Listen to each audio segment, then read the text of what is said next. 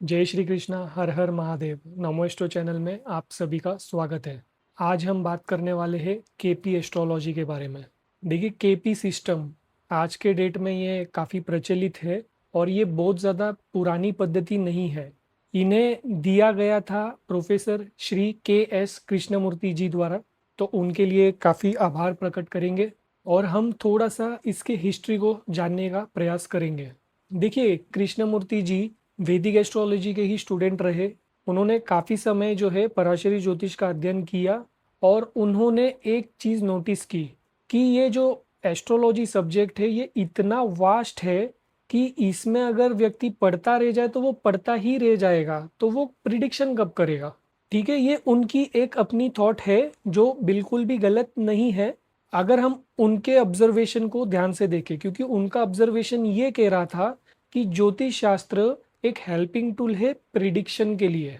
अगर आपके मन में कोई सवाल है तो उसका यस और नो में कोई आंसर दे सके, वो आंसर कौन देगा? वो आंसर देगा एस्ट्रोलॉजी। पर जब वैदिक एस्ट्रोलॉजी उन्होंने सीखा, तो जब उन्होंने ये नोटिस किया कि बहुत सारे परम्यूटेशन और कॉम्बिनेशन अप्लाई करने के बाद भी आंसर जो है वो बहुत ज़्यादा स्पष्ट नहीं नज़र आता। अगर आप मल्टीपल एस्ट्रोलॉजर्स का पैनल बिठाए, अगर 3 से 4 एस्ट्रोलॉजर का पैनल रखे, उनको सेम कुंडली का अध्ययन कराने दिया जाए, तो देर आर चांसेस कि एक ही सवाल का आंसर कॉन्ट्राडिक्ट हो जाए। और मैं ये भी नहीं कह रहा हूँ कि उनको अलग अलग सिस्टम से आंसर करना है। मैं कह रहा हूँ कि वो एक स्पेसिफिक सिस्टम से ही आंसर करेंगे। एग्जाम्पल बीपीएचएस। ठीक है, तो बीपीएचएस में एक एस्ट्रोलॉजर जो है वो बाधक ग्रह को बहुत इंपॉर्टेंस दे रहा है, मारक ग्रह को बहुत इंपॉर्टेंस दे रहा है, वो योग को बहुत इंपॉर्टेंस दे रहा है। वो सारी चीज़ें अप्लाई करते करते कहीं कोई एक नतीजे पे पहुंचेगा, उतने में दूसरा एस्ट्रोलॉजर जो है वो किसी भी चीज़ का खास ध्यान नहीं रखता। वो सीधा देखता है दशा, दशा क्या बता रहा है, ग्रह का बल देखता है, ग्रह के बल से वो एक सिंपल आंसर दे देता है। तीसरा व्यक्ति भी अपना कुछ permutation combination with his own experience, जो कुछ उसने सीखा अपने जर्नी में, उसके हिसाब से वो अपना आंसर क्रिएट करके देगा। तो फोर्थ वाला भी कुछ ऐसा ही करेगा। तो मैं ये नहीं कह रहा हूँ कि 100% 4 एस्ट्रोलॉजर को अगर मैं सवाल करूँ तो वो अलग ही देंगे, मगर आंसर अलग आने की संभावनाएं काफ़ी ज़्यादा है, क्योंकि मैंने अभी आपको समझाया सबके अपने एक्सपीरियंसेस है, उन्हें लगता है कि ये चीज़ ज़्यादा काम करती है, तो वो हिसाब से आंसर निकाल के दे रहे हैं। यही चीज़ जब प्रोफेसर श्री कृष्णमूर्ति जी के साथ में हुई कि वो एक नतीजे पे नहीं पहुंच पा रहे थे कि यार, अगर मैं एक एस्ट्रोलॉजर हूँ, मुझसे किसी ने सलाह मांगी और मैं उसे सही गाइड नहीं कर पा रहा हूँ, तो मेरा एस्ट्रोलॉजर होने का क्या फ़ायदा। और दूसरी चीज़ जो मेरे रिसर्च में मैंने नोटिस की कि उनके साथ एक और दिक्कत थी कि उनको एक आंसर करने वाली सिस्टम चाहिए थी, ना कि एक ऐसी सिस्टम जिसे बस पढ़ते ही रह जाए, पढ़ते ही रह जाए और कहीं उसका किनारा ही ना हो। फिर हुआ क्या, उन्होंने एक अपना सिस्टम जो है वो डेवलप तो किया, मगर कैसे किया वो भी उन्होंने स्पष्टता से बताया। देखिए, जो हमारे शास्त्र में जो बातें की गई है, जैसे कि कुंडली कैसे बनाना है, ग्रह, राशि, नक्षत्र, तो मैं सबसे पहले आपको लेयर्स बता देता हूँ कि केपी एस्ट्रोलॉजी बनने के पहले क्या क्या लेयर्स ऐड किए गए थे। लेयर नंबर 1 है अपना बृहद पराशर होरा शास्त्र का जो कुछ हमने अध्ययन किया है, वही लेयर नंबर 1 है। कुंडली देखनी है, कुंडली के अंदर जो भी राशि है वो राशि देखनी है, और वो राशि के अंदर, घर नहीं कह रहा हूं मैं, वो राशि के अंदर जो ग्रह उस समय गोचर में थे कुंडली बनते वक्त, उस ग्रह को देखना है।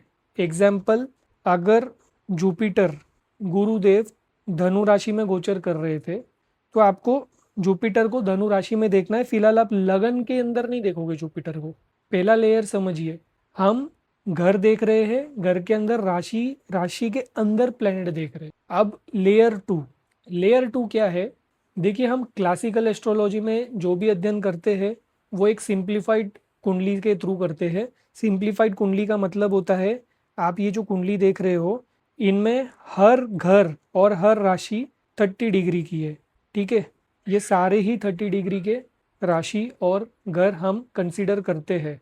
परंतु जब केपी एस्ट्रोलॉजी की हम बात करते हैं तो श्री कृष्णमूर्ति जी ने कहा कि क्योंकि पृथ्वी एकदम प्रॉपर जो है गोलाकार नहीं है, ठीक है, गोलाकार नहीं है पृथ्वी, जिसके कारण हम कोई भी डिवीजन अगर कर रहे हैं तो वो इक्वल नहीं हो सकता। ठीक है, अगर पृथ्वी गोल होती तो उसका जो डिवीजन होता था वो प्रॉपरली इक्वली हो सकता था। मगर क्योंकि अभी ये कह रहे हैं कि पृथ्वी का जो आकार है वो थोड़ा सा अंडाकार है। ठीक है, लेयर टू क्या कहता है? लेयर टू कहता है कि हम ये जो 30 डिग्री में आपने घर और राशि को विभाजित किया है उसे नहीं मानेंगे। हम किसे मानेंगे?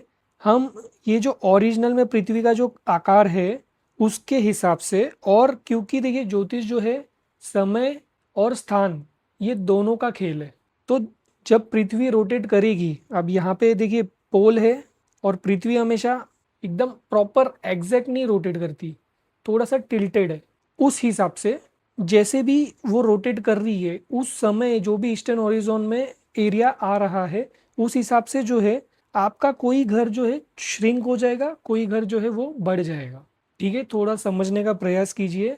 पहले लेयर में हमने समझा कि जो भी हम अपने बृहस्पति और होरा शास्त्र में समझ चुके हैं उस हिसाब से आपने कुंडली बनाई, कुंडली के अंदर आपने राशि और घर देखना शुरू कर दिया। लेयर टू में आप कहोगे कि यार ये जो मैं देख रहा हूँ कि अगर मैं देख रहा हूँ कि शनि तीसरे भाव में, तो आपका क्वेश्चन आना चाहिए जब आप केपी कर रहे हो तो क्या ये रियल में तीसरे भाव में है? क्यों क्वेश्चन आना चाहिए? क्योंकि केपी एस्ट्रोलॉजी क्या कहती है, हम प्लेसिडियस सिस्टम पे काम करते हैं, हम इक्वली डिवाइडेड हाउस सिस्टम में काम नहीं करते। अब प्लेसिडियस हाउस सिस्टम जो है ये क्लासिकल किसी भी शास्त्र में नहीं है, ये आई है बाहर से।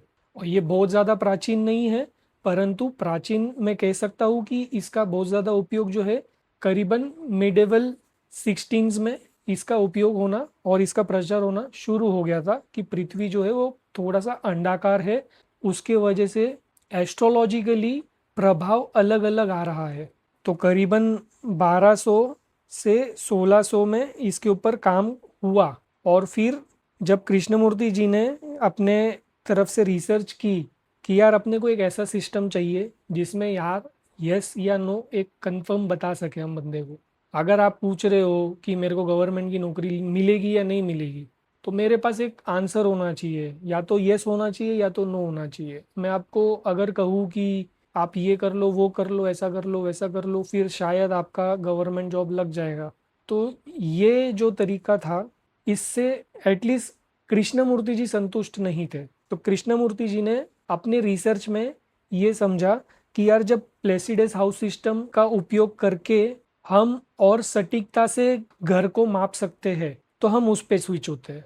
अब समझिएगा, जैसे ही आप लेयर टू पे आए तो कुछ हद तक वेस्टर्न एस्ट्रोलॉजी और इंडियन एस्ट्रोलॉजी जो है उनका संगम होना शुरू हो चुका है। फिर लेयर थ्री देखिए कस्प के बारे में है। जैसे कि हमने समझा कृष्णमूर्ति जी अध्ययन कर रहे थे डिफरेंट सिस्टम्स को, उन्होंने अध्ययन कर लिया नाड़ी सिस्टम। नाड़ी सिस्टम में उन्हें क्या पता चला कि यार जो नक्षत्र है वो नक्षत्र को भी सब लॉर्ड में डिवाइड किया जाता है। तो तीसरा लेयर जो है क्लासिकल रेफरेंस से उन्होंने ये चीज को समझा, परंतु यहाँ पे उन्होंने क्या कहा, मैं हूँ बृहत्पराशर होरा शास्त्र का स्टूडेंट, मैंने पढ़ी है विंशोत्तरी दशा। तो विंशोत्तरी दशा के साथ उन्होंने नाड़ी का संगम कराया। समझ लेते, विंशोत्तरी दशा हमने ऑलरेडी जाना है कि 120 साल की दशा होती है और 9 ग्रह होते हैं। विंशोत्तरी दशा का ये एक फिक्स पैटर्न है। शुरुआत होती है केतु से, पहला दशा केतु, फिर वीनस, फिर सूर्य, चंद्र, मंगल, राहु, गुरु, शनि, बुध। ठीक है, बुध के बाद वापिस केतु, उसके बाद सेम सीक्वेंस ये चलता रहेगा। शुरुआत हमेशा केतु जी से होती है, अंत हमेशा बुध जी से होती है। तो ये नक्षत्र के जो सीक्वेंस है ये हमेशा से फिक्स रहे हैं। ठीक है, जैसे हम मेष राशि की बात करें तो मेष राशि में अश्विनी नक्षत्र है वो केतु को एलोकेट हो गया। फिर भरणी नक्षत्र है वो शुक्र को एलोकेट हो गया। फिर कृतिका नक्षत्र है वो सूर्य को एलोकेट हो गया। उसके बाद रोहिणी नक्षत्र है वो चंद्र को एलोकेट हो गया। फिर मृगशिरा है वो मंगल देव को हो गया। फिर आर्द्रा है वो राहु को हो गया। आर्द्रा के बाद पुनर्वसु जो नक्षत्र है वो जुपिटर को एलोकेट हो गया। पुनर्वसु के बाद पुष्य नक्षत्र वो शनि देव को एलोकेट हो गया। और लास्ट में अश्लेषा नक्षत्र बुध देव को एलोकेट हो गया। और ये सीक्वेंस चलता रहेगा। ठीक है। वैसे ही जो माघा नक्षत्र है सिंह राशि का, वो केतु को जाएगा। मूला नक्षत्र जो है धनु राशि का, वो केतु को जाएगा। सेम तरीके से ये हमने ऑलरेडी नक्षत्र वाले वीडियो में इसका अध्ययन किया है। गुड पार्टीज, आपको केपी एस्ट्रोलॉजी करते वक्त ये नक्षत्रों को याद नहीं करना, ठीक है। आपको सिर्फ ये समझना है कि नक्षत्र जो है उनका विंशोत्तरी दशा के अनुसार ही सिस्टम सेट हो चुका है। आपको ये याद रखना है, केतु का जो दशा है याद नहीं रखना है, पता होना चाहिए। केतु की जो दशा होती है वो 7 साल की होती है। शुक्र की दशा सबसे बड़ी होती है 20 साल की, उसके ऊपर किसी की भी दशा नहीं है। सूर्य की दशा होती है 6 साल की। चंद्रमा की दशा होती है 10 साल की। मंगल 7, राहु 18, गुरु 16, शनि 19 और बुध 17।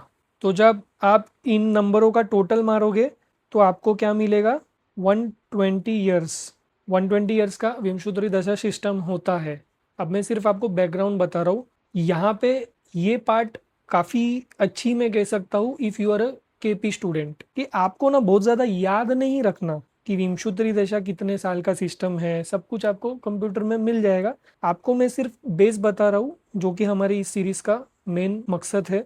बेस क्या है, ये जो टेन्योरिटी है हर प्लैनेट्स की, उस टेन्योरिटी के हिसाब से हर नक्षत्र को स्प्लिट करेंगे। स्प्लिट करने के बाद हमें क्या मिलेगा, हमें कस्प मिलेगा। कस्प का मतलब होता है, अगर मैं एक कुंडली की बात कर रहा हूँ, कुंडली हमने जाना कि ये 30 डिग्री का है, तो 30 डिग्री में प्लैनेट कहीं भी होता है। नक्षत्र जो है वो भी 13 डिग्री 20 मिनट्स का स्पैम लेके कहीं भी उनके बीच में किसी भी चीज़ का इफेक्ट देगा, राइट। केपी एस्ट्रोलॉजी क्या बोलती है कि हम सीधा कस्प पे अटैक करेंगे। हम हाउस क्योंकि बहुत बड़ा है, हाउस के अंदर राशि के अंदर जो नक्षत्र है वो भी बहुत बड़ा है, तो एक 13 डिग्री 20 मिनट्स की जो नक्षत्र का स्पैम है उसको भी डिवाइड करके रख देंगे।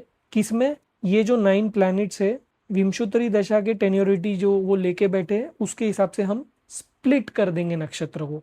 उससे होगा क्या, उससे आपको एक कस्प मिलेगा। कस्प का मतलब होता है स्ट्रेट लाइन जो बाउंड्री क्रिएट करता है।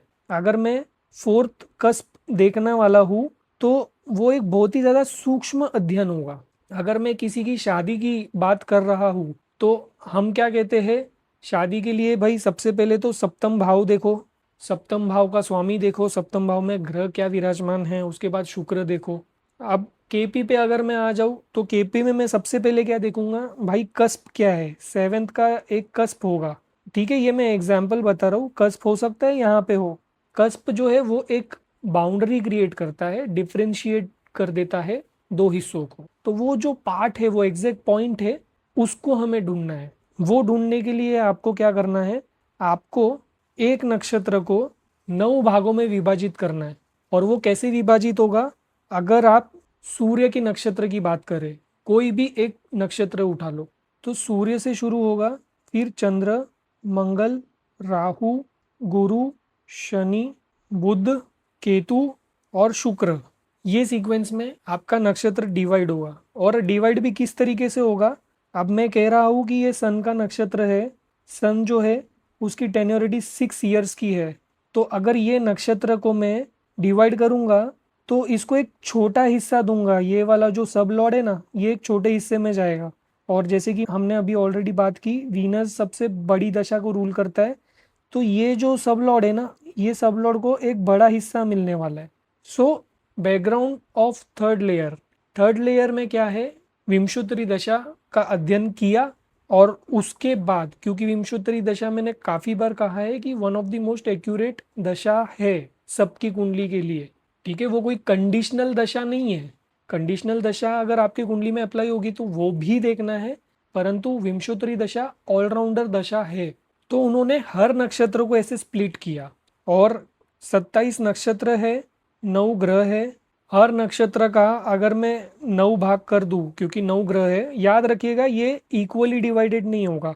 यहाँ पे अगर मून ले लोगे, किसी भी मून का नक्षत्र, रोहिणी नक्षत्र का आप अध्ययन कर रहे हो, तो ये जो पहला नक्षत्र का पहला सब लॉर्ड होगा वो मून ही होगा, ठीक है। मून के बाद मार्स, राहु, गुरु, शनि, बुध, केतु, शुक्र, सूर्य, ये इस सीक्वेंस में काम कर रहा है बैकग्राउंड में। जिस ग्रह का आप नक्षत्र पढ़ रहे हो उस ग्रह के नक्षत्र में सबसे पहला स्वामित्व भी उसी ग्रह का होगा, और उनका जो ड्यूरेशन होगा, ठीक है, वो कितना होगा, जितना समय का उनका दशा है। अब ये देखिए मीडियम है, ठीक है। अगर मैं कह रहा हूँ 20 साल की दशा सबसे बड़ी है, 6 साल की दशा सबसे छोटी है, तो 10 साल जो है वो एकदम सेंटर है। तो इनको जो है ये वाले सबलॉर्ड से थोड़ी ज़्यादा जगह मिलेगी, और ये वाली सबलॉर्ड से थोड़ी सी कम जगह मिलेगी, ठीक है, क्योंकि ये दोनों के बीच में आ रहा है। ये मोटा मोटी था कि नक्षत्र को स्प्लिट करने के बाद सबलॉर्ड को हमने पकड़ने की कोशिश की है। तो लेयर 3 क्या है, सबलॉर्ड। अगेन क्योंकि ये एक सीरीज का भाग है, तो मैं आपको थोड़ा सा अंदर की बातें बता रहा हूँ। जब आप कुंडली बनाते हैं आपको सिर्फ date, time, place of birth enter करना है। जितना एक्यूरेट है उतनी कुंडली भी एक्यूरेसी के साथ जनरेट होगी, और वो खुद ही सब चीज़ें आपको बता देंगी। आपको कुछ कैलकुलेट नहीं करना है। मेरा मकसद है अवेयरनेस, आपको पता रहे कौन सा सिस्टम कैसे ऑपरेट किया जाता है। तो लेयर 1 वैदिक एस्ट्रोलॉजी जो हम जानते हैं उसके अकॉर्डिंग आप कुंडली के अंदर, राशि के अंदर जो प्लैनेट है, हमेशा याद रखिए, मैं ये काफी बार रिपीट कर रहा हूँ कि जो ग्रह राशि के अंदर चल रहा है वो राशि कभी भी चेंज नहीं होगी। अगर मैं प्लासिडस इफेक्ट कह रहा हूँ तो ये पृथ्वी के लिए है।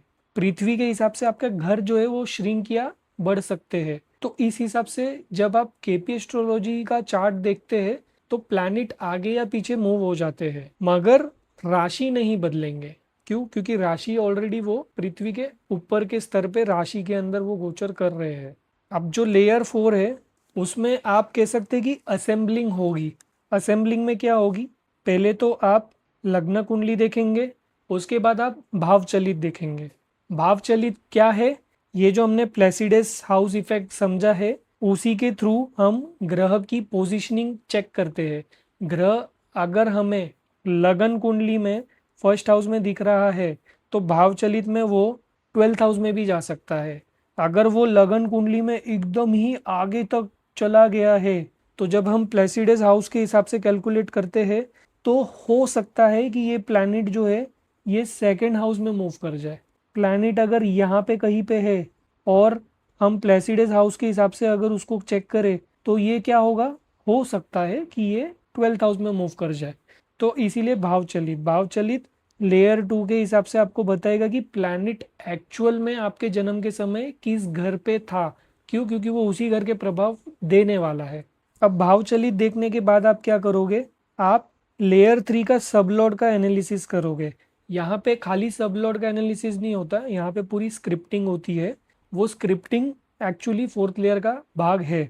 तो आप स्क्रिप्ट तैयार करेंगे, और इसके अलावा आप दशा पद्धति में विंशोत्तरी दशा का इस्तेमाल करेंगे।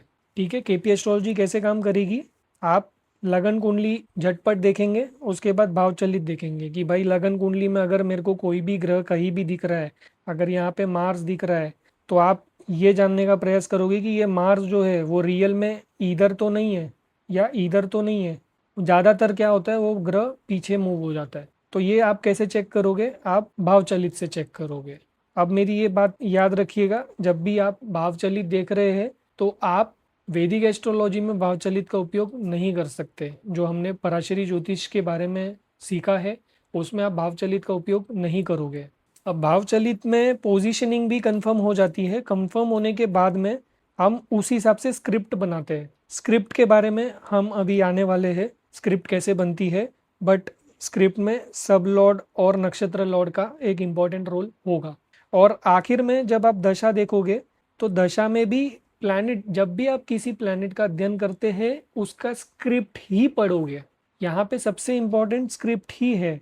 ठीक है, ऐसे भी एक टाइम आता है जब आप बहुत ज़्यादा प्रैक्टिस करते हो केपी सिस्टम को, तो शायद आप कुंडली देखना ही बंद कर दो, आप केवल स्क्रिप्ट देख के आंसर करना शुरू कर दोगे। सिस्टम में स्क्रिप्ट आपको पता चल जाती है, आपको ये पता चल जाता है आपको किस ग्रह के स्क्रिप्ट को पढ़ना है, और आप वो ग्रह के स्क्रिप्ट को पढ़ के सामने वाले के प्रश्न का उत्तर दे सकते हो। अब क्योंकि केपी एस्ट्रोलॉजी जो है ये सुपर इम्पोज्ड साइंस है। इसमें हमने क्लासिकल इंफॉर्मेशन को भी इनकॉर्पोरेट किया है, इसमें हमने लेटेस्ट साइंटिफिक स्टडी को भी इनकॉर्पोरेट किया है। ठीक है, और जो क्लासिकल में भी नाड़ी एज वेल एज जो नक्षत्र सिस्टम का हम अध्ययन कर रहे थे, एज वेल एज राशि सिस्टम, हाउस सिस्टम, सब कुछ हमने मिक्स करके एक सिस्टम बनाया है। तो यहाँ पे बाउंड्री आपको पता रहनी चाहिए। अगर आप केपी सिस्टम के थ्रू एस्ट्रोलॉजी में आगे बढ़ना चाहते हैं तो वैदिक एस्ट्रोलॉजी की कौन सी चीज़ है जो आपको कैरी ऑन नहीं करनी और कौन सी चीज़ है जिसे आपको कैरी ऑन करनी है, ये आपको समझना होगा। तो याद रखिए, in KP system we will never take planetary aspects या राशि दृष्टि भी कह लीजिए, ग्रह दृष्टि और राशि दृष्टि का प्रयोग आप नहीं करने वाले। ठीक है। दूसरी चीज़ जो है वो है फ्रेंडशिप और एनिमिटी। ये आपको कंसीडर बिल्कुल नहीं करना है। केपी सिस्टम में कोई किसी के मित्र नहीं है, कोई किसी के शत्रु नहीं है। आपको जब मैं स्क्रिप्टिंग सिखाऊंगा तो आप सिर्फ उसी के ऊपर आंसर करेंगे। तीसरी चीज़ जो है वो है डिविजनल चार्ट। जब आप केपी सिस्टम कर रहे हैं तो आप वैदिक एस्ट्रोलॉजी में जो डिविजनल चार्ट्स का उपयोग करते हैं उसे आपको नहीं करना है। उसका रीज़न है क्योंकि हम जब स्क्रिप्ट बना रहे हैं तो ऑलरेडी वो एक सूक्ष्म अध्ययन करवा रहा है। ठीक है, हमने अगर एक नक्षत्र को 9 भागों में विभाजित किया है तो कहीं ना कहीं आप ये समझ के चलिए कि आप 9th डिवीजन पे अगर आप काम कर रहे हो तो ऑलरेडी आपका डिविजनल चार्ट वहाँ पे कवर हो रहा है। चौथी चीज़ आप क्या नहीं करेंगे, आप किसी भी दूसरे दशाओं का प्रयोग नहीं करोगे। आप कह दो कि यार मैं विंशोत्तरी की जगह ना अष्टोत्तरी दशा का इस्तेमाल करूंगा, ये सब नहीं चलेगा। सिर्फ विंशोत्तरी दशा। तो आपको करना क्या क्या है, पहली चीज तो आपको स्क्रिप्ट पढ़नी आनी चाहिए। स्क्रिप्ट आपको बताने वाला है यस और नो। आपको किसी भी चीज का आंसर करना है स्क्रिप्ट के हिसाब से करना है। आपको प्लैनेट का एस्पेक्ट वगैरह ये सब काम में नहीं लेना है।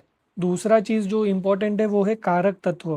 कारक तत्व एक मोस्ट इम्पॉर्टेंट चीज है। ये नहीं आया तो आप गए, आप केपी नहीं कर पाओगे। केपी करोगे तो आप कुछ भी करोगे केपी के नाम पे। कारक तत्व मोस्ट इम्पॉर्टेंट पार्ट है। इनफैक्ट स्क्रिप्ट से ज्यादा इम्पोर्टेंट कारक तत्व है। अगर आप यही नहीं जानते कि किस घर के अंदर क्या कारक तत्व है, किस ग्रह के अपने क्या कारक तत्व है, तो आप भले स्क्रिप्ट देख भी लोगे, आप आंसर नहीं कर पाओगे या आप आंसर इनकम्प्लीट कर सकते हो। तो कारक तत्व का आना मोस्ट इंपॉर्टेंट चीज है। अगर आप जब तक कारक तत्व नहीं पढ़ रहे हो ना तब तक केपी पढ़ के कोई फायदा नहीं है। इसमें हम तीसरी चीज जो लेते हैं वो राशि के जो एलिमेंट है, स्पेशली जो बैरन साइंस है, बैरन साइन, फ्रूट फूल और जो मूवेबल साइन, ये जो एलिमेंट्स होते हैं इनका प्रयोग बहुत करेंगे। ठीक है, ये भी वैदिक एस्ट्रोलॉजी से ही आ रहा है। हम जानते हैं 1 4 7 10 मूवेबल साइन है। तो आप जब भी कुछ चीज़ में 1 4 7 10 का इन्वॉल्वेंस देख रहे हो तो आपको समझना है कि दिस इज टेम्पररी और दिस विल चेंज। ठीक है, सेम तरीके से अगर कोई सवाल है जिसके ऊपर रिजल्ट आने वाला है या नहीं आने वाला है तो उसमें आप फ्रूटफुल साइंस, बैरन साइंस का उपयोग कर सकते हैं। इसके अलावा बाधक घर का भी प्रयोग किया जाता है पर ये हर कोई नहीं करता। हाँ, बाधक घर का प्रयोग किया जाता है। जैसे बाधक के लिए हम जानते हैं मूवेबल साइन के लिए 11th हाउस है, फिक्स साइन के लिए 9th हाउस है और ड्यूअल साइन के लिए 7th हाउस है।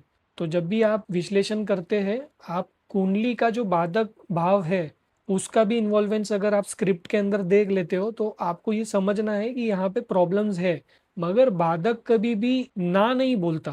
बाधक बोलता है कि मैं परेशान करूंगा। आप बोलोगे कि यार मैं पैसे कमा लूंगा क्या, तो बाधक ये नहीं बोलेगा कि अगर मैं बाधक हूं और मैं आपके स्क्रिप्ट में आ गया हूं तो मैं आपको पैसे कमाने नहीं दूंगा।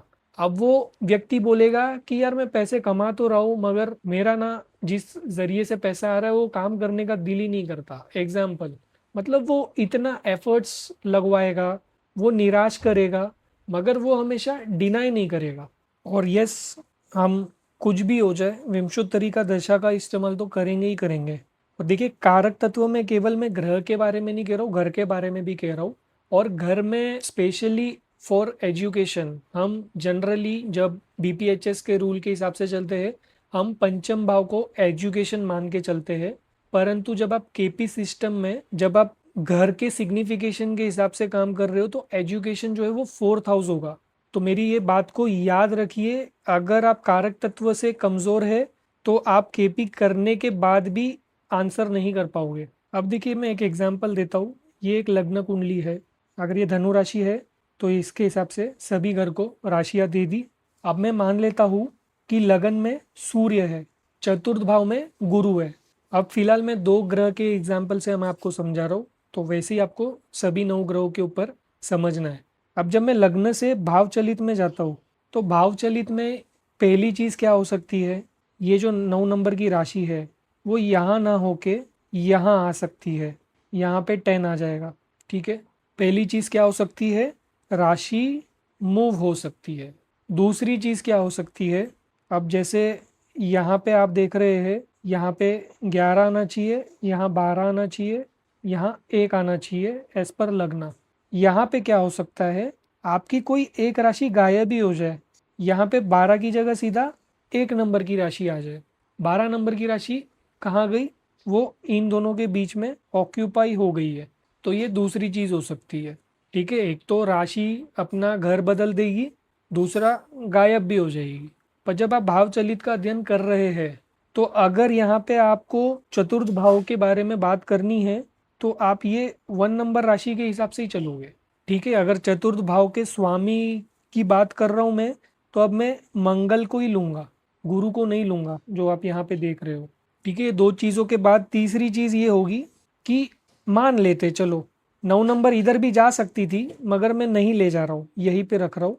और यहाँ पे जो आप सूर्य देख रहे हो, सूर्य को यहाँ भेज देता हूँ, ये भी हो सकता है। 9 नंबर भी यहाँ आ सकती है, कोई बात नहीं है, राशि भी आगे पीछे जाती है, ग्रह भी आगे पीछे जाते हैं।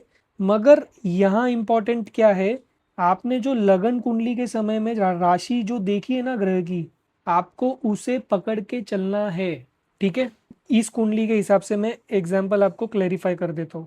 इधर 8 नंबर की राशि है, मगर यहाँ सन भी है, तो सन के आगे आपको 9 कंसिडर करना है। और जैसे कि गुरु की बात करूं मैं, गुरु हो सकता है यहाँ आ जाए, और यहाँ पे 1 नंबर की राशि आ जाए, और यहाँ पे 11 नंबर की राशि आ जाए, तब भी आप गुरु के लिए राशि जो है वो मीन की पकड़ोगे। तो केपी एस्ट्रोलॉजी करते वक्त अगर आपसे पूछा जाए कि सन कहाँ है, आप बोलोगे 12th हाउस। ठीक है, फिर से पूछूंगा सन कहाँ है, आप बोलोगे धनु राशि। फिर अगर हम पूछेंगे जुपिटर कहाँ है, तो आप भावचलित देखेंगे और आप कहेंगे जुपिटर 3rd हाउस में है। फिर हम पूछेंगे जुपिटर कहाँ है, आप कहेंगे जुपिटर मीन राशि में है।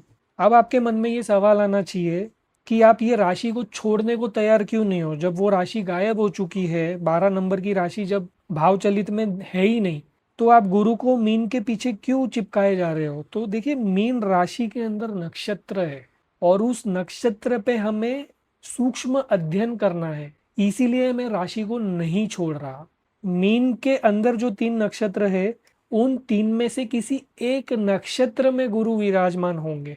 उस नक्षत्र के जब मैं 9 डिवीजन करूंगा, तब मुझे पता चलेगा कि ये जो गुरु मुझे मीन राशि के इस पर्टिकुलर नक्षत्र में दिख रहा है, उसको कंट्रोल कौन कर रहा है। उसको कोई एक प्लैनेट बहुत ज्यादा टाइटली कंट्रोल कर रहा है, इंस्टेड उसके इफेक्ट को कंट्रोल कर रहा है, कि वो कर तो रहा है, एफर्ट्स तो मार रहा है। एग्जाम्पल, मैं रोज काम पे जा रहा हूँ, मगर मेरी ग्रोथ होगी कि नहीं होगी, वो कोई और कंट्रोल कर रहा है। ठीक है, एफर्ट्स प्लैनेट के खुद के पास है, मगर उसका जो रिजल्ट है, एंड का जो फ्लेवर है, वो फ्लेवर स्क्रिप्ट के अनुसार जो कस्पल सबलॉर्ड मिलेगा उसके हाथ में। तो मैं उम्मीद करता हूँ आप इतनी बात को समझ चुके हैं। अब हम आगे बढ़ते हैं। अब हम आ जाते हैं स्क्रिप्टिंग में। स्क्रिप्ट कैसे बनाते हैं, स्क्रिप्ट ना हाउसेस के भी होते हैं और प्लैनेट्स के भी होते हैं। हाउसेस के स्क्रिप्ट आप ठीक उसी तरीके से पढ़ते हो जैसे आप सबसे पहले कुंडली को देखते हो, तो कुंडली की पोटेंशियल जानने का प्रयास करते हो। और कुंडली का पोटेंशियल कैसे जानोगे, भाई लग्न कितना बलवान है, बंदे के प्रोफेशन के बारे में आपको एक इंफॉर्मेशन क्रिएट करनी है, तो आप हमेशा 10th हाउस पे फोकस करोगे। तो उसी तरीके से जब आप हाउसेस के स्क्रिप्ट करोगे, तो हाउसेस में 4th हाउस का स्क्रिप्ट आपको 4th हाउस के बारे में इंफॉर्मेशन देगा। 1st हाउस का स्क्रिप्ट आपको 1st हाउस से रिलेटेड, जैसे कि हेल्थ वगैरह, पर्सनालिटी एंड ऑल, इससे रिलेटेड उसका लुक्स, अपीयरेंस, उसका तौर तरीका, लोगों के बीच रहने का, ये सभी चीज़ों का इंफॉर्मेशन फर्स्ट हाउस का स्क्रिप्ट देगा। सेम तरीके से अगर आप उसके लर्निंग के बारे में, उसके एजुकेशन के बारे में जानना चाहते हो तो पहले आप हाउस का स्क्रिप्ट देखोगे। हाउस में अगर आप एजुकेशन की बात कर रहे हो तो फोर्थ हाउस का स्क्रिप्ट तैयार करोगे और फिर उसके ऊपर एनालिसिस करके आप नतीजे पे पहुंचोगे। सेम तरीके से प्रोफेशन के लिए टेंथ हाउस, बिजनेस के लिए या शादी के लिए, दोनों के लिए सेवेंथ हाउस। सर्विस रिलेटेड वो कह रहा है कि मैं काम तो मैं कर रहा हूँ, काम मेरा जॉब चल रहा है, पर जॉब में मेरे को कुछ दिक्कत आ रही है, तो जॉब हमेशा सिक्स्थ हाउस से देखा जाता है। तो पहले तो आप टेंथ हाउस का स्क्रिप्ट तैयार करोगे और टेंथ हाउस के स्क्रिप्ट में आप ये देखोगे कि ये बंदा अगर जॉब कर रहा है तो क्या उसके स्क्रिप्ट में सिक्स्थ हाउस दिख रहा है आपको। अगर उसके स्क्रिप्ट में सिक्स्थ हाउस है ही नहीं तो वो कुछ ऐसा कर रहा है जिसे करने के लिए एटलीस्ट वो कुंडली के हिसाब से मैं कह सकता हूँ कि वो ये करने तो जीवन में नहीं आया है। अगर उसका हाउस नंबर 7 शो हो रहा है स्क्रिप्ट में तो उसको मैं कहूँगा भाई तू व्यापार में जा। कैसे, किस तरीके के व्यापार वगैरह, वो सब आगे की स्टोरी है। तो ये दोनों के बीच में एक डिफरेंशिएशन चलता है। टेंथ हाउस की स्क्रिप्ट में आप देखोगे कि जोर से कौन कौन से घर आ रहे हैं। अगर किसी कुंडली में सप्तम भाव का रोल आ रहा है तो आप उसे हमेशा बिजनेस रिकमेंड करेंगे, 1-to-1 इंटरेक्शन से रिलेटेड काम आप सजेस्ट कर सकते हैं। और किसी की कुंडली में बहुत जोर शोर से 6 नंबर आ रहा है तो उसको आप बोलोगे कि यार तू ना जॉब में ही रहे, और बाकी सारी चीज़ें जो है वो टेंथ हाउस से रिलेटेड ही आप स्क्रिप्ट में पढ़ोगे। एनीवेज, स्क्रिप्ट पे हम वापस फोकस करते हैं। तो पहला अध्ययन आप स्क्रिप्ट का घर के ऊपर करोगे, दूसरा अध्ययन आप ग्रहों पे करोगे। ग्रहों पे करने की आवश्यकता क्यों है? क्योंकि आप एस्ट्रोलॉजी में केवल कुंडली देख के कोई भी आंसर नहीं करते। आप हमेशा कुंडली देखने के बाद दशा प्रणाली का उपयोग करते हैं। दशा के अनुसार आप आंसर करोगे, यस और नो। दशा अगर अच्छी चल रही है और आपने देखा कि यार इसके 6th हाउस में प्रॉब्लम है, मगर दशा जो है वो अच्छे अच्छे नंबर दे रही है, तो ये वो समय नहीं है जहां ये व्यक्ति रोएगा छठे भाव को लेके। और अगर उसकी दशा बता रही है, एग्जाम्पल मैं प्रोफेशन के लिए ही बोलूं कि टेंथ हाउस का मैंने अध्ययन किया, टेंथ हाउस में 6 भी आ रहा है, 7 भी आ रहा है, और फिर मैंने दशा देखी, दशा के स्क्रिप्ट में मुझे दिख रहा है उसे 6th हाउस का ही रिजल्ट आ रहा है, 7th का आ ही नहीं रहा। 7th क्या हो गया? नेगेट हो गया। और व्यक्ति अगर मेरे पास आ रहा है ये समय में तो मुझे उसे बोलना होगा कि भाई तू व्यापार में रहेगा तो तू थोड़ा तकलीफ झेलेगा, ये समय तेरे व्यापार के लिए नहीं है, ये समय 6th हाउस एक्टिवेटेड है, तो ये टाइम 6th हाउस से जुड़ो, जॉब से जुड़ो। वो बोलेगा आके मैंने 2 व्यापार कर लिए, 3 व्यापार कर लिए, मुझे सफलता प्राप्त नहीं हो रही, मेरे इन्वेस्टमेंट्स खराब हो रहे हैं। और अगर आपको दिख रहा है कि उसका 6th हाउस दशा में ज़्यादा जोर दे रहा है और 6th हाउस इधर भी होना चाहिए, हाउस के स्क्रिप्ट में भी होना चाहिए, तब आप कहेंगे कि यार तू ना फिलहाल ये दशा खत्म होने तक इधर ही चिपके रहे। आपको आगे देखना है तो आप भविष्य में देखोगे कि 7th हाउस कब स्टेबल हो रहा है दशा में। स्क्रिप्ट में आपको अच्छे अच्छे नंबर 7th हाउस से रिलेटेड कब दिखने शुरू हो रहे, आप वो समय व्यक्ति को दे सकते हो कि इस समय तक आपको जॉब में रहना ज़्यादा सही रहेगा। ठीक है, उसके और भी ऑल्टरनेटिव्स है, मगर ये क्योंकि मैं एक बेसिक लेवल पे बात कर रहा हूँ तो बेसिक पे ही रहेंगे। ठीक है, तो पंचम भाव की बात करें, व्यक्ति कह रहा है भाई चाइल्ड, यस और नो बताओ, संतान सुख मिलेगा या नहीं। संतान सुख 5th हाउस सिग्निफाई करता है। अगर 5th हाउस ने मना कर दिया और आप प्लेनेट के स्क्रिप्ट में 5th हाउस देख के बहुत खुश हो रहे हो, वाह, तो आप गलत हो। आपको 5th हाउस का जो स्क्रिप्ट है उसमें 5th कस्पल सबलॉर्ड जो है वो अच्छे नंबर देगा, 5th हाउस देगा, 9th हाउस देगा, तब आप बोलोगे यार इट इज गुड, आप चाइल्ड बर्थ के लिए जा सकते हो। और फिर दशा भी वैसी होनी चाहिए। अब अगर आपने हाउस की स्क्रिप्ट पढ़ी और हाउस में आप देख रहे हो कि 5th कस्पल सबलॉर्ड जोर शोर से मुझे 5th हाउस दे रहा है, 11th हाउस दे रहा है, ठीक है। 11th house is important because वो विश फुलफिलमेंट का भाव है। अगर 5th हाउस का स्क्रिप्ट 11th हाउस दे रहा है मतलब ये एश्योर करेगा कि इसे संतान की प्राप्ति हो जाएगी। परंतु दशा में 4th हाउस एक्टिवेटेड है, ठीक है, दशा में 8th हाउस एक्टिवेटेड है, दशा में 12th हाउस एक्टिवेटेड है, या केवल 4th हाउस ही है। ठीक है, हम पेन को फिलहाल छोड़ देते हैं, लॉस को छोड़ देते हैं, हम कहते हैं कि सिर्फ फोर्थ हाउस एक्टिवेटेड है। तो केपी एस्ट्रोलॉजी का ये एक मूल सिद्धांत है, किसी भी घर से 12वां घर उस घर की हानि करेगा, उस घर को नगेट करेगा। और ये हम क्लासिकल एस्ट्रोलॉजी में भी अप्लाई करते हैं, परंतु उतने जोरों शोरों से नहीं करते जितने जोर शोर से आप भावचलित कुंडली के स्टडी के टाइम पे करोगे। केपी एस्ट्रोलॉजी के हाउस स्क्रिप्ट में मुझे संतान का सुख दिख रहा है, मगर जब मैंने दशा का अध्ययन किया, दशा में 5 नंबर आ ही नहीं रहा, 9 नंबर 11 नंबर या कोई अच्छे नंबर आ ही नहीं रहे, और ऊपर से आ गया चौथा भाव। तो चौथा भाव जो है वो हानि का भाव है पंचम भाव के लिए, समझिए इस बात को। चतुर्थ भाव हानि का भाव है फॉर फिफ्थ हाउस। ये दशा नगेट कर रही है, तो अगर ये व्यक्ति इस समय अटेम्प्ट कर भी देगा तो आंसर होगा निराशाजनक। ठीक है, सेम तरीके से अगर आप किसी के हेल्थ का एनालिसिस कर रहे हो, तो सबसे पहले तो फर्स्ट हाउस का स्क्रिप्ट पढ़ोगे। फर्स्ट हाउस के स्क्रिप्ट में आप देखोगे कि यार इस व्यक्ति के हेल्थ को कौन से नंबर्स सपोर्ट कर रहे हैं या नगेट कर रहे हैं या फिर उसको हानि कर रहे हैं।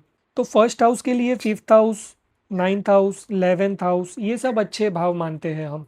ठीक है, तो ये जो नंबर्स मैंने अभी बताया ये आपको एक्सपीरियंस से आएगा, या तो आपको स्टडी करते रहना होगा कंटिन्यूसली। काफ़ी सारी किताबें हैं केपी एस्ट्रोलॉजी पे। तो ये जो नंबर्स है ये कारक तत्व के बेस्ड नंबर है, क्योंकि पंचम भाव जो है ये हमारा हीलिंग पावर है, नवम भाव जो है वो हमारा भाग्य है, देवीय कृपा है, और 11वां घर जो है ये इच्छा पूर्ति का भाव है। तो अगर किसी व्यक्ति के हेल्थ के लिए मैं ये समझना चाहता हूँ कि अगर ये व्यक्ति किसी परिस्थिति से जूझ रहा है और वो कह रहा है कि ये सॉल्व होगा या नहीं होगा, और 11वां घर आ रहा है, तो वो खुद बता रहा है कि ये व्यक्ति के अंदर वो पोटेंशियल है, अगर कुछ इशू हो जाए तो ये भाव का सपोर्ट लेके आया ये व्यक्ति जो है वो निकल जाएगा।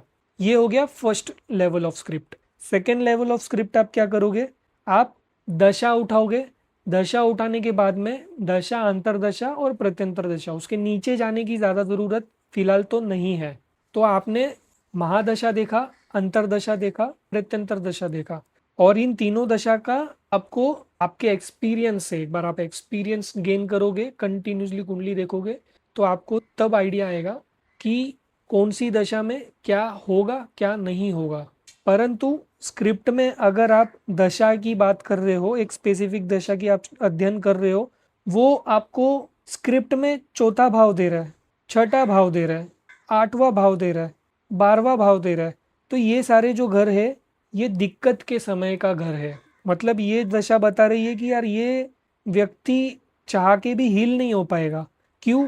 क्योंकि हीलिंग जो है वो फिफ्थ हाउस से आती है, और मैंने कहा कि फोर्थ हाउस हमेशा फिफ्थ हाउस को नेगेट करेगा, उसकी हानि करेगा। इसके अलावा सिक्स्थ हाउस, तो सिक्स्थ हाउस जो है वो फर्स्ट हाउस के लिए ऑलरेडी रोग, ऋण, शत्रु, ये सभी चीज़ों को रिप्रेजेंट करता है, तो सिक्स्थ हाउस भी कोई मदद नहीं देने वाला। एट्थ हाउस जो है वो मेक श्योर करेगा इस व्यक्ति को पेन रहे। ट्वेल्थ हाउस जो है वो खुद फर्स्ट हाउस को नेगेट करता है, तो वापिस से ये लॉस दर्शा रहा है। तो स्क्रिप्ट को ऐसे पढ़ना है। ठीक है, वहीं पे अगर इंसान को कुछ छोटी मोटी चोट लग गई, वो एकदम डर गया है कि भाई क्या हो गया, ये जरा देखो कुछ बड़ा कांड तो नहीं हो गया है, तो आप बोलोगे यार देख तेरी स्क्रिप्ट का जो आंसर है वो तो अच्छा आ रहा है, मगर अभी जब दशा खोलोगे दशा में भी आपको यही सेम रिपीटेशन मिल जाए। ठीक है, आप देख रहे हो 5, 9, 11, 1 भी है, तो प्लैनेट जो है वो सारे अच्छे नंबर्स दे रहा है।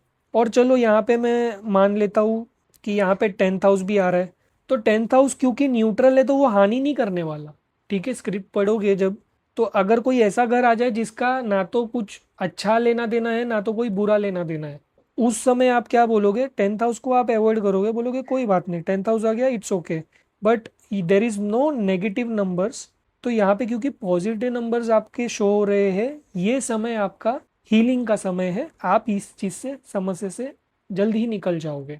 ये समय आपको बहुत ज़्यादा प्रभावित नहीं करेगा हेल्थ से रिलेटेड। और यहाँ पे अगर मिक्स नंबर आ जाए कि भाई 5 भी आ रहा है, 9 भी आ रहा है, 11 भी आ रहा है, 1 भी आ रहा है, और इसके साथ में आपने देखा कि अष्टम भी आ गया, 12वां भी आ गया, तो आप बोलोगे यार दर्द होगा, दर्द होगा, मेडिकेशन पे जाना होगा, हॉस्पिटल जाना होगा, मगर उसके बाद आप अपने हेल्थ में इम्प्रूवमेंट देख लोगे। ये तरीका है जिससे आप सटीकता से केवल स्क्रिप्ट देख के यस और नो का आंसर देते हैं इन केपी एस्ट्रोलॉजी। अब आ जाते हैं सबसे इम्पोर्टेंट काम में, वो है स्क्रिप्ट। स्क्रिप्ट कैसे बनता है वो मैं आपको बता रहा हूँ, परंतु जैसे मैंने कहा सिस्टम में आप जैसी आपकी कुंडली का इंफॉर्मेशन एंटर करोगे आपको हर चीज़ तैयार प्राप्त हो जाएंगी। फिर भी क्योंकि हमारे सीरीज का मकसद है, हम स्टडी करने वाले हैं, हर चीज़ का कारण क्या है वो समझने वाले हैं, तो मैं आपको स्क्रिप्ट बनाना भी बता देता हूँ। अभी देखिए ये मैंने एक एग्जाम्पल कुंडली ली है, अब इसका हम स्क्रिप्ट बनाने वाले हैं। एग्जाम्पल, हम शनि देव का स्क्रिप्ट बनाना चाहते हैं, तो हम सबसे पहले क्या देखेंगे, शनि देव किस भाव में विराजित है। शनि देव जो है ये सेकंड हाउस में विराजित है, तो सबसे पहले हम सैटर्न के आगे 2 लिखेंगे।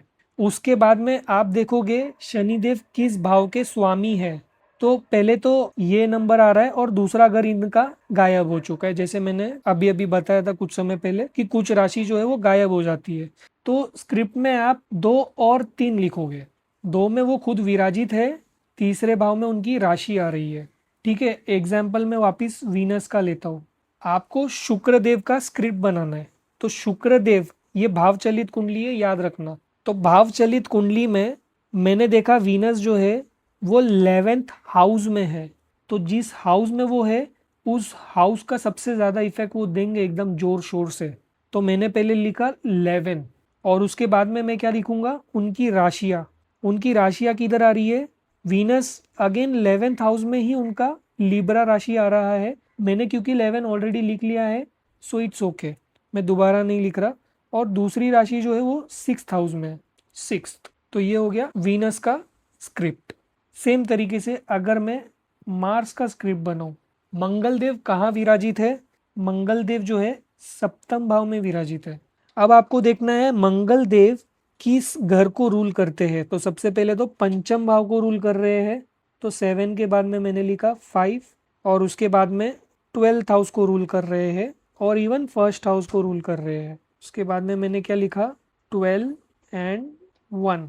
ठीक है, प्लैनेट की स्क्रिप्ट कैसे बनती है, सबसे पहले आप प्लैनेट को पकड़ोगे, हर प्लैनेट की स्क्रिप्ट बनेगी। तो अभी अगर मैं सूर्य की स्क्रिप्ट बना रहा हूँ, तो मैंने सन लिखा। सन कहाँ विराजित है, सन जो है 10th हाउस में बैठे हैं, तो सबसे पहले रिजल्ट किस चीज़ का आएगा, सूर्य में रिजल्ट आएगा 10th भाव का। दूसरा रिजल्ट आएगा जहाँ उनकी राशियाँ है। अब राशि इनकी भी गायब हो चुकी है, देखिए लाइव एग्जाम्पल, यहाँ पे ऑलरेडी कुंभ राशि भी गायब हो चुकी थी, यहाँ पे अभी सिंह राशि भी गायब हो गई है। और इनका कारण क्या है, प्लेसिडस हाउस सिस्टम। एक मैं मून का भी ले लेता हूँ एग्जाम्पल। मून देखिए यहाँ पे है 11th हाउस, तो मून किधर का रिजल्ट देगा, 11th हाउस का। और मून की राशि जो है वो 9th हाउस में आ रही है, तो ये बहुत ही बेहतरीन नंबर दे रहा है मून। ठीक है, एक तो विश फुलफिलमेंट का नंबर है, ऊपर से दूसरा भाग्य का नंबर है। मंगल में भी देखिए फर्स्ट हाउस सेल्फ का है, 5th हाउस क्रिएटिविटी का है, 7th हाउस जो है बिजनेस का है। तो जब आप किसी स्क्रिप्ट का पूर्ण अध्ययन करोगे तब आपको कैलकुलेटिवली समझ में आएगा। अब यहाँ पे मैंने कहा फर्स्ट हाउस को नेगेट करेगा 12वां घर, मगर ये दोनों ही जुड़ गए और पॉजिटिव हाउस ज़्यादा है। ठीक है, तो व्यक्ति अगर हल्का फुल्का 12वें घर से जुड़ा रहेगा तो उसको बाकी घरों के भी अच्छे रिजल्ट मिलते रहेंगे। अब अगेन ये जो मैंने अभी बताया ये फर्स्ट लेयर ऑफ स्क्रिप्ट है। फर्स्ट लेयर ऑफ स्क्रिप्ट में आपने क्या किया, आपने ग्रह पकड़ा, ग्रह का प्लेसमेंट हाउस लिखा भावचलित में क्या है, और फिर भावचलित में ही उनकी राशियां कहाँ कहाँ आ रही है वो लिखा। अब लेयर 2 क्या है, देखिए अभी आप किसी भी ग्रह को स्टडी करेंगे तो लेयर 2 में आपको उस प्लैनेट के नक्षत्र को आइडेंटिफाई करना है और उसके सब लॉर्ड को आइडेंटिफाई करना है। लेयर 1 बहुत आसान था, अब लेयर 2 में अगर मैं सूर्य का अध्ययन कर रहा हूँ, ठीक है, यहाँ पे सूर्य है, सूर्य का मैंने ऑलरेडी नंबर लिखा था कि सूर्य 10th भाव में विराजित है और उनकी राशि गायब हो चुकी है, तो केवल स्क्रिप्ट में सूर्य के एक ही नंबर आ रहा है, वो है 10th हाउस। अब सूर्य जो है वो केवल 10th हाउस का रिजल्ट नहीं देंगे, सूर्य की रिजल्ट के लिए आपको उनका नक्षत्र देखना होगा। ठीक है, सूर्य का नक्षत्र बता रहा है चंद्रमा। चंद्रमा जिस नंबर्स को डिनोट करेगा सूर्य उसी को ऑपरेट करेगा। अब आ रहे हम नक्षत्र पे। ठीक है, हमने ऑलरेडी जाना, हम सूक्ष्म अध्ययन करने वाले हैं। प्लैनेट, नक्षत्र, कस्प। तो जब मैं सूर्य की स्टडी करूंगा तो सूर्य में मैं पहले सूर्य का स्क्रिप्ट लिखने के बाद नक्षत्र में जाऊंगा, चंद्रमा, चंद्रमा में फिर मैं नीचे चंद्रमा की स्क्रिप्ट को भी वापस से पेस्ट कर दूंगा और फिर जाऊंगा कस्पल सब लॉर्ड में। ये जो दिख रहे हैं आपको सब, ठीक है, ये है मंगल देव, कस्पल सब लॉर्ड। तो मैं मार्स की स्क्रिप्ट जो मैंने बनाई थी उसे भी लिख दूंगा। ठीक है, ये लेयर 1 है। अब लेयर 2, लेयर 2 कैसे पढ़ेंगे? एग्जाम्पल, मैंने सैटर्न को टारगेट किया है कि मेरे को सैटर्न का स्टडी करना है, तो पहले तो मैं सैटर्न लिखूंगा 2 3। ठीक है, उसके बाद में तो कुंडली में मैं सैटर्न ढूंढूंगा। यहाँ पे सैटर्न है। सैटर्न के जो नक्षत्र लॉर्ड बने हैं वो दोबारा चंद्रमा बने हैं, तो मैं उनके जस्ट नीचे मून लिखूंगा और मून का नंबर सेम ही रहेगा। मून क्या बता रहा है? 11 9। और उसके बाद मर्क्यूरी को भी पकड़ूंगा। कहाँ से मिला मुझे ये केपी सिस्टम की कुंडली मैंने बनाई है ऑनलाइन, और केपी सिस्टम के हिसाब से पहले लेयर का स्क्रिप्ट हमने समझा। अब पहले लेयर के हिसाब से ही हम एक नया स्क्रिप्ट तैयार कर रहे हैं जिसमें हम 3 चीज़ों का, 3 ग्रहों का एक साथ अध्ययन करने वाले। 3 क्या है? पहला है प्लैनेट, दूसरा है नक्षत्र, तीसरा है कस्पल सब लॉर्ड। तो चंद्रमा में मैंने उसका स्क्रिप्ट लिख लिया। अब बुध का जो है वो, मर्क्यूरी का मैंने इधर स्क्रिप्ट नहीं बनाया है, तो मेरे को मर्क्यूरी का स्क्रिप्ट वापस से बनाना होगा। मैं यहाँ पे आऊँगा, यहाँ पे बुध देव विराजित है 10th हाउस में। पहले तो 10th हाउस लिखूंगा। बुध देव विराजित है खुद की राशि में, तो वो मैं वापस लिखने की मेरी ज़रूरत नहीं है, ऑलरेडी आ गया है। और फिर बुध देव रूल कर रहे हैं अष्टम भाव को। Very good. ठीक है, तो ये स्क्रिप्ट बन गया लेयर 2। ये मैंने आपको प्लैनेट का स्क्रिप्ट बताया है। अब प्लैनेट के स्क्रिप्ट का एनालिसिस कैसे करेंगे? अगर ये व्यक्ति इस समय शनि की दशा से गुजर रहा है और मैंने शनि का जो स्क्रिप्ट बनाया है उसमें मुझे सारे अच्छे अच्छे नंबर दिख रहे हैं केवल अष्टम भाव को छोड़ के। ठीक है, अगर ये शनि की दशा से गुजर रहा है तो सबसे पहले तो सिग्निफिकेशन में मैं शनि देव के खुद के सिग्निफिकेशन को पकड़ूंगा। What is Saturn? Saturn is hard work, Saturn is work itself, कर्म है ना। तो पहली चीज तो मैं क्लियर बोल दूंगा, भाई ये समय ना तू दबा के काम करने वाला है। दूसरी चीज मैं ये कहूंगा कि तेरे को ना काम में तरक्की भी मिलने वाली है। ठीक है, काम किस चीज में करेगा? सेकंड एंड थर्ड हाउस से रिलेटेड। ठीक है, कम्युनिकेशन का इसका कार्य होगा, बहुत ज्यादा कम्युनिकेट करने वाला कार्य होगा। और सैटर्न ना खुद के रिजल्ट नहीं देगा, सैटर्न ऊपर ऊपर से खाली सोर्स बनेगा और उसके बाद में वो बोलेगा कि ऑर्डर मुझे चंद्रमा देगा। चंद्रमा क्यों देगा? क्योंकि उसके नक्षत्र में विराजमान है ये ग्रह। जो ग्रह जिस नक्षत्र में विराजमान है वो उसके ही इंस्ट्रक्शन फॉलो करता है। सैटर्न अगर चंद्रमा के नक्षत्र में विराजमान है तो जो चंद्रमा नंबर देगा शनि चाहे ना चाहे उसी के अकॉर्डिंगली फुलफिलमेंट करवाएंगे। तो अगर नक्षत्र अच्छे नंबर दे रहा है तो यहाँ पे स्टैंप आ जाता है कि यार ये व्यक्ति को तरक्की मिलने ही वाली है। ये ना भी चाहे ना कि मुझे चाहिए ही नहीं, फिर भी इसको जबरदस्ती का अपलिफ्टमेंट देखने मिलेगा लाइफ में। अब एक इंपॉर्टेंट चीज यहाँ पे देखिए, तीसरा भाव जो है वो चतुर्थ भाव को नगेट कर रहा है और यहाँ पे अष्टम भाव जो है वो भी रोल प्ले कर रहा है। तो कहीं ना कहीं हम ये कह सकते हैं कि पहली चीज तो भाई तू घर में रहने वाला सुख जो है वो कुछ खास भोग नहीं पाएगा। और अगर ये व्यक्ति ऑकल्ट साइंस से, रिसर्च से, ऑडिट से संबंधित काम कर रहा है तो ठीक है, वरना ये व्यक्ति ना थोड़ा सा, ये क्या अभी बैलेंस हो गया, ये बोलेगा यार तरक्की तो मिली मगर सुकून नहीं मिला। ये जो तरक्की तुम देख रहे हो ना इसके लिए यार बहुत ज्यादा रखड़ा हूं मैं और आज भी रखड़ ही रहा हूं। तो ये कुछ एक ऐसा आंसर देगा कि ये तरक्की होने के बाद भी बहुत ज़्यादा खुश नहीं नजर आएगा। ये बोलेगा यार मैं रगड़ रहा था, रगड़ रहा हूँ, तरक्की तो जिसको देखनी है देख लो, मेरे लिए तरक्की कुछ भी नहीं है भाई। मैं तो काम करने आया हूँ, काम करता रहूंगा, काम ही करता चला जाऊंगा। तो स्क्रिप्ट को इस तरीके से इनकॉर्पोरेट किया जाता है। अब देखिए इधर हमने ऑलरेडी जाना था, स्क्रिप्ट जो है वो दो चीज़ों की बनेगी, हाउसेस एंड प्लैनेट्स। अब मैंने आपको प्लैनेट का स्क्रिप्ट बना के दिखाया है, अब एक बार हाउस पे भी नज़र मारते हैं। अगर आप इसी कुंडली में प्रोफेशन का अध्ययन करना चाहते हैं तो प्रोफेशन के लिए सबसे पहला जो घर का एनालिसिस करना है वो है 10th हाउस। आप क्या करेंगे, ये जो ऑनलाइन कुंडली जनरेट की गई है इसमें ये जो इधर दिख रहा है आपको, ये सभी घरों का आपको स्क्रिप्ट जो है तैयार मिलेगा। राशि आप अवॉइड कर सकते हैं, आपको काम करना है नक्षत्र और सब लॉर्ड पे। ठीक है, ये जो सब लॉर्ड है वो नहीं देखना। कब तक नहीं देखना, जब तक आप अपने आप को दिग्गज नहीं बना देते, क्योंकि जितना ज़्यादा आप सब लॉर्ड पे जाओगे उतना ज़्यादा चांसेस ऑफ एरर बढ़ता चला जाएगा और एक्यूरेसी आपकी चली जाएगी।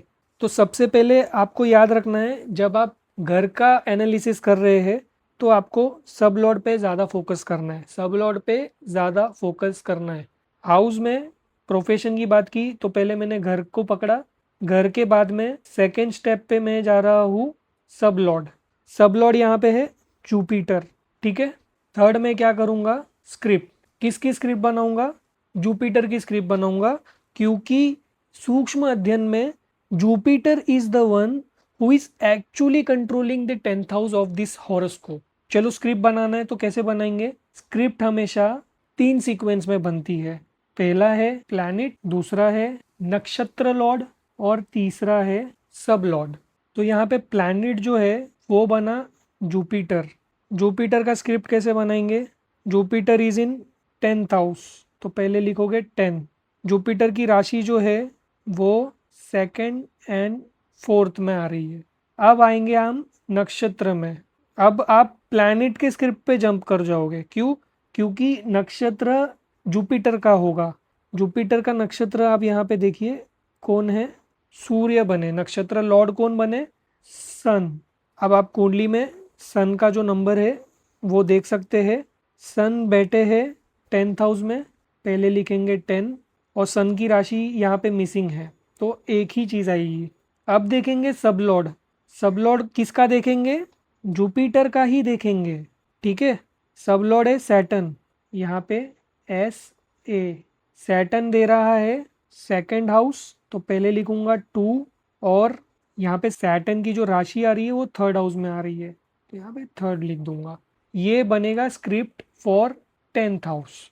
तो सबसे पहले मैंने क्या देखा, 10th हाउस का कस्पल सबलॉर्ड देखा, कस्पल सबलॉर्ड जुपिटर बना। कस्पल सबलॉर्ड के हिसाब से इस व्यक्ति का काम करने का तौर तरीका होगा, ये व्यक्ति बहुत ज़्यादा काउंसलिंग या कंसल्टेशन देने का प्रयास करेगा लोगों को। ठीक है, 10th house is not just job, इसका बाहर का व्यक्तित्व ही वैसा रहेगा। ये व्यक्ति हर जगह ना नहीं भी मांगेगा तो भी ये ज्ञान देने बैठ जाएगा। जुपिटर 10th हाउस डिनोट कर रहा है, जुपिटर 4th हाउस भी डिनोट कर रहा है, तो ये व्यक्ति बहुत ज़्यादा ओपन रहेगा दूसरों के लिए कि ठीक है तुम आओ, तुम बात करो और मैं तुम्हें विजडम वाली इंफॉर्मेशन दूंगा। ठीक है, प्रीचिंग जैसे प्रोफेशन में ऐसा व्यक्ति जाता है, कथावाचक या कोई भी स्टडी रिलेटेड काम ये व्यक्ति करने में दिलचस्पी रखता है, ट्रेनर वगैरह बनने का इसका प्रयास हो सकता है। यहाँ पे सेकेंड हाउस भी आ रहा है जुपिटर के स्क्रिप्ट में। ठीक है, again second house speech, wealth, कुटुंब, कुटुंब से जुड़े जो विजडम होते हैं, ये सारी चीज़ों को ये व्यक्ति अपने 10th हाउस में यूज़ करने वाला है, नक्षत्र के लिए काम करेगा। ठीक है, मैंने बताया था कोई भी ग्रह किसी नक्षत्र में बैठा है तो अब वो ड्यूटीफुल होने वाला है उस प्लैनेट के लिए। जुपिटर अगर सन के नक्षत्र में है तो जुपिटर जो फ्रंट फेसिंग वॉर लड़ रहा है वो इंस्ट्रक्शन किसके फॉलो करेगा, सूर्य के करेगा। क्यों करेगा, क्योंकि वो उसके घर में, उसके राशि, उसके नक्षत्र में, राशि भी नहीं, उसके नक्षत्र में विराजमान हुए हैं। तो अगर आप मेरे घर में आते हैं, मेरे घर में आप ना चाह के भी मेरे इंस्ट्रक्शन फॉलो करोगे। ठीक है, मैं कहूँगा ये कर ये मत कर तो आप कहीं ना कहीं उसको फॉलो करोगे। तो यहाँ पे सूर्य के नक्षत्र के कारण जुपिटर अपने गुण धर्म तो दिखाएगा। ठीक है, कोई भी प्रोफेशन में हो वो अपने गुण धर्म दिखाएगा। ठीक है, मगर काम किसके लिए करेगा, सूर्य के लिए करेगा। सूर्य means government, astrology, administrative work, leadership work. तो समझ रहे इसको काम कौन सा करना है? गवर्नमेंट से जुड़े कार्य कर सकता है। इसको काम कौन सा करना है? ज्योतिष पे काम कर सकता है। ज्योतिष इज कंप्लीटली सन। और आखिर में आता है सब लॉर्ड। सब लॉर्ड क्या करता है? सब लॉर्ड ना डिसीजन मेकर है कि मैं तुझे अपसेट भी कर सकता हूँ, मैं तुझे हैप्पी भी कर सकता हूँ। तो सब लॉर्ड यहाँ पे सैटर्न है। तो क्योंकि यहाँ पे देखिए हैप्पी का नंबर कौन सा होता है? हैप्पी का नंबर मैंने बताया जैसे 11th house, 9th house, 5th house, 4th house is real happiness. तो ऐसा कोई नंबर है नहीं। और ना ही कोई डिजास्टर नंबर है जैसे कि 8th हाउस, 6th हाउस। हाँ, 4th house is a happiness, 3rd house is negating 4th house. तो एक तरफ से मैं ये कह सकता हूँ कि तुम तुम्हारे प्रोफेशन में 10th हाउस इन्वॉल्व है तो तुम काम तो कर लोगे, ठीक है, तुम थोड़ा रिस्पेक्ट भी गेन कर लोगे। पर कहीं ना कहीं 4th को नेगेट करता है 3rd हाउस। तो मैं ये बोल सकता हूँ कि तुम बहुत ज़्यादा कंफर्टेबल और हैप्पी पोजीशन पे नहीं रहने वाले। मनोस्थिति के भाव जो होंगे वो कहीं ना कहीं एंशियस या फिर कहीं ना कहीं अलर्टनेस शो करेगा, कंफर्ट नहीं है। पर बहुत ज़्यादा ट्रांसफॉर्मेशन या बहुत ज़्यादा दिक्कत भी नहीं है, बहुत ज़्यादा उसको रगड़ना भी नहीं है। By the way 6th house is not very bad for profession.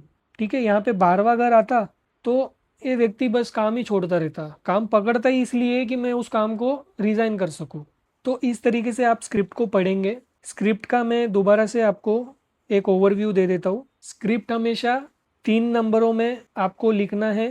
पहला होगा हमेशा ग्रह, दूसरा होगा हमेशा नक्षत्र लॉर्ड, तीसरा होगा हमेशा कस्पल सब लॉर्ड।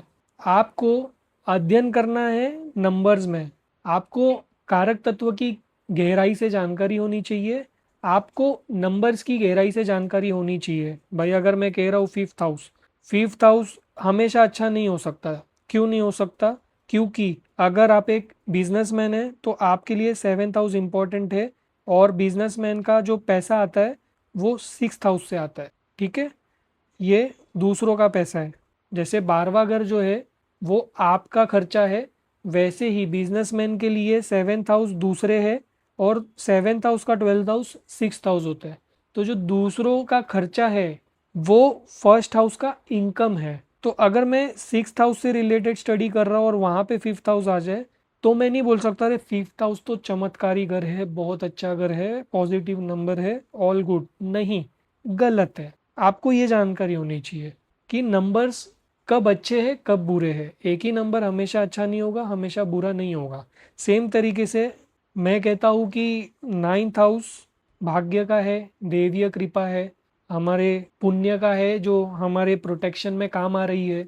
पर अगर एक व्यक्ति 10th भाव से जूझ रहा है, वो बोल रहा है यार मेरे को वर्क लाइफ में प्रॉब्लम आ रही है, और उसका आपने जब स्क्रिप्टिंग पढ़ा वहाँ पे 9th हाउस आ रहा है, तो 9th हाउस 10th हाउस को नगेट करता है कुंडली में। ठीक है, ये जो है ये 10th हाउस को आगे बढ़ने नहीं देगा। तब आपको समझना है कि 9th house is good but for specific reason.